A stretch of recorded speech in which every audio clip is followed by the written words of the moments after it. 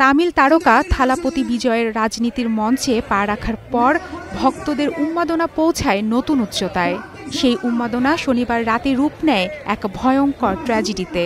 ভারতের তামিলনাড়ুর কারু শহরে বিজয়ের রাজনৈতিক সমাবেশে পদদলিত হয়ে ব্যাপক প্রাণহানির ঘটনা ঘটে। আহত 50-এর বেশি।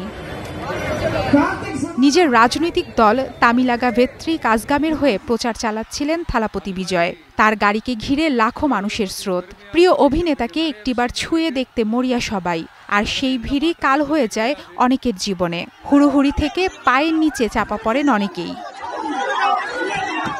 দুপুরের মধ্যেই সমাবেশস্থলে পৌঁছানোর কথা থাকলেও প্রায় 6 ঘন্টা দেরিতে উপস্থিত হন বিজয়। বাসের ছাদে দাঁড়িয়ে ভাষণ দিচ্ছিলেন তিনি। অতিরিক্ত গরম ও দীর্ঘক্ষণ অপেক্ষার কারণে অসুস্থ হয়ে পড়েন অনেকে।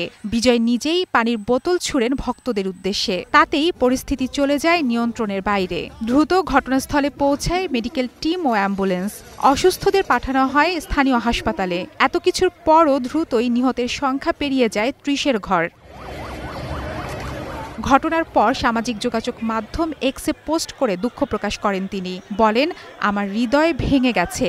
এই ঘটনায় শোক জানিয়েছেন ভারতের প্রধানমন্ত্রী নরেন্দ্র মোদী। রাজনৈতিক জনসভায় এই দুর্ঘটনা দুর্ভাগ্যজনক বলে মন্তব্য করেন তিনি। 3 দশকেরও বেশি সময় ধরে দক্ষিণ ভারতীয় সিনেমার সুপারস্টার বিজয় 2024 সালে গঠন করেন নিজের রাজনৈতিক দল তামিলাগা ভেত্রী কাজগাম। লক্ষ্য 2026 সালের তামিলনাড়ু নির্বাচন। আর সেই পথযাত্রার সন্ধ্যায় ঘটল এক মর্মান্তিক ঘটনা। মারফতুন্নুর রুচি, স্টার নিউজ।